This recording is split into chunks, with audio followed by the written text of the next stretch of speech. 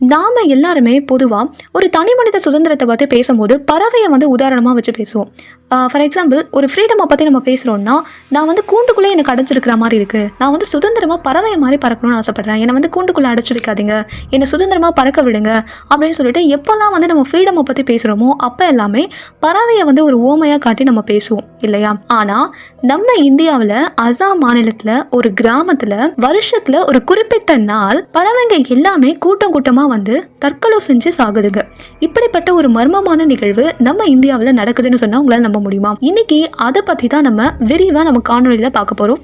வாங்க பார்க்கலாம்.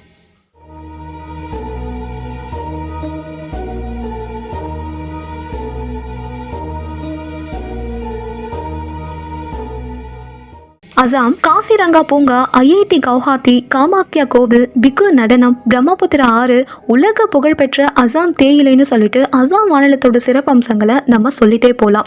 அப்படிப்பட்ட அசாம் மாநிலத்தில் திமா அசாவ் அப்படின்னு சொல்லக்கூடிய ஒரு மாவட்டம் இருக்கு. அந்த மாவட்டத்தில் தான் ஜதிங்கா அப்படின்னு சொல்லக்கூடிய ஒரு சிறிய பழங்குடியின கிராமம் காணப்படுது. இந்த கிராமம் பார்த்தீங்க அப்படின்னா ரொம்பவே ஒரு அழகான கிராமம்னு சொல்லலாம். எங்கே பார்த்தாலும் பச்சை பசேல்னு இருக்கக்கூடிய அவ்வளோ இயற்கை வளம் பெற்ற ஒரு கிராமம். ஆனால் இந்த கிராமம் இதுக்காகலாம் இவ்வளோ ஃபேமஸ் ஆகல. இந்த கிராமத்துல ஒரு வருடத்துல பாத்தீங்கன்னா செப்டம்பர்ல இருந்து நவம்பர் இந்த மாதங்களுக்கு இடைப்பட்ட காலத்துல தான் இந்த பறவைகள் எல்லாமே கூட்டம் கூட்டமா இந்த கிராமத்துக்கு தற்கொலை பண்ணி சாகுதுங்க. அதுவும் கிராமம் முழுக்க இப்படி நடக்குதானா இல்ல, அந்த கிராமத்துல ஒரு 1.5 கிலோமீட்டர் டிஸ்டன்ஸுக்குள்ளதான் இந்த மாதிரியான ஒரு நிகழ்வு நடக்குது. அதுவும் அன்னைக்கு முழுக்க அப்படி நடக்குமானா அதுவும் இல்ல. ஈவினிங் டைம்ல 6 மணில இருந்து 9:30 மணிக்குள்ளதான் இந்த மாதிரியான ஒரு மர்மமான நிகழ்வு நடக்குது. இந்த கிராமம் பாத்தீங்க அப்படின்னா கவுஹாத்தில இருந்து ஒரு 330 கிலோமீட்டர் தொலைவில் அமைந்திருக்கக்கூடிய ஒரு கிராமம்னு சொல்லலாம். இந்த கிராமத்துல எதுக்காக இந்த பறவைகள் இப்படி கூட்ட கூட்டமா வரணும்? ஏன்னா பறவைகள் பொதுவாகவே பாத்தீங்க அப்படின்னா காலநிலை மாற்றம், இனப்பெருக்கம் இந்த மாதிரியான காரணங்களால ஒரு இடத்துல இருந்து இன்னொரு இடத்துக்கு இடப்பெயர்ச்சி அடையும்.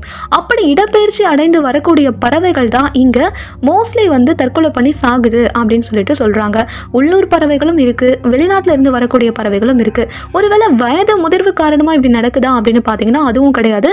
ஏன்னா இந்த இடத்துல செத்து போற பறவைகள் பாத்தீங்க அப்படின்னா ரொம்பவே இளமையான பறவைகள் அப்படின்னு சொல்லிட்டு ஆய்வாளர்கள் சொல்றாங்க. அதுவும் 45 வகையான பறவைகள் வெளி ஊர்ல இருந்து வர பறவைகளா இருக்கட்டும், உள்ளூர்ல இருக்கக்கூடிய பறவைகளா இருக்கட்டும், இந்த மாதிரி தற்கொலை பண்ணி சாகுது அப்படின்னு சொல்லிட்டு சொல்றாங்க. உள்ளூர் மக்கள் எல்லாமே இது தீய சக்தியால தான் ஏற்படுது அப்படின்னு சொல்லிட்டு ஒரு நம்பிக்கையை வச்சிருக்காங்க. காஞ்சூரிங் படம் பார்த்திருந்தா தெரிஞ்சிருக்கும். அந்த படத்துல கூட அந்த பேய் இருக்கக்கூடிய வீட்டுல பறவை எல்லாம் மோதி மோதி இறந்துரும் இல்லையா? அதே மாதிரியான ஒரு நிகழ்வு தான் இங்கேயும் நடக்குது. அதனால என்னவோ அந்த உள்ளூர் மக்கள் எல்லாம் என்ன நம்புறாங்கன்னா ஒருவேளை தீய சக்தினாலதான் இப்படி நடக்குது அப்படின்னு சொல்லிட்டு அவங்க நம்பிட்டு இருக்காங்க. அதே மாதிரிதான் இந்த பறவைகளும் அங்க இருக்கக்கூடிய மரங்கள்லயும் கட்டிடங்கள்லயும் மோதி மோதி சாகுது. எப்போதுல இது ஸ்டார்ட் ஆச்சு அப்படின்னு பாத்தீங்கன்னா 1910 வருஷத்துல இருந்து இது இந்த மாதிரி நடக்குது அப்படின்னு சொல்லிட்டு சொல்றாங்க.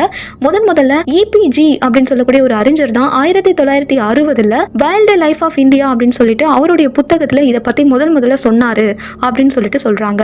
ஆனா ஆய்வாளர்கள் இந்த மாதிரி நடக்கிறதுக்கு என்ன காரணம் சொல்றாங்க அப்படின்னா, அதிவேகத்துல காற்று அடைக்கிறதுனால பறக்கக்கூடிய அந்த பறவையானது அந்த காற்றுனால டிஸ்டர்ப் ஆகுது.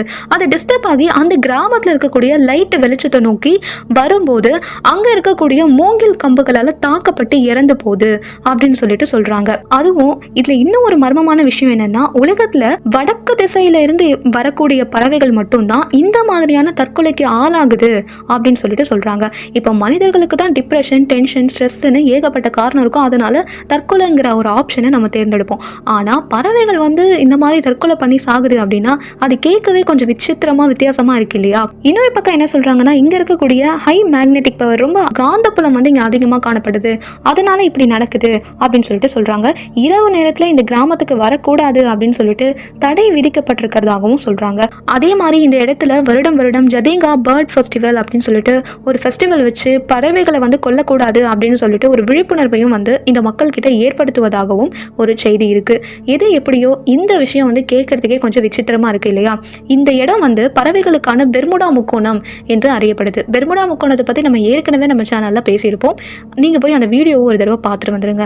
பெர்முடா முக்கோணத்துல பாத்தீங்க அப்படின்னா ஏகப்பட்ட கப்பல்களும் விமானங்களும் காரணமே தெரியாம காணாம போயிருக்கும். அதுக்கான மர்மம் என்ன அப்படிங்கிறது இப்போ வரைக்குமே தெரியல. அதனாலதான் இந்த இடத்த பறவைகளுக்கான பெர்முடா முக்கோணம் அப்படின்னு சொல்லிட்டு சொல்றாங்க. இந்த மாதிரியான நிகழ்வு இந்தியாவில் இந்த இடத்துல மட்டும்தான் நிகழுதா அப்படின்னு பாத்தீங்கன்னா பிலிப்பைன்ஸ், மலேசியா போன்ற நாடுகள்லயும் இந்த மாதிரியான ஒரு நிகழ்வு நிகழ்ந்து வருவதா ஆய்வாளர்கள் தெரிவிக்கிறாங்க. உங்களுக்கு இந்த வீடியோ பிடிச்சிருந்ததுன்னா லைக் பண்ணுங்க, உங்க ஃபேமிலி அண்ட் ஃப்ரெண்ட்ஸுக்கும் ஷேர் பண்ணுங்க. மறக்காம நம்ம சேனலை சப்ஸ்கிரைப் பண்ணுங்க. தேங்க்யூ.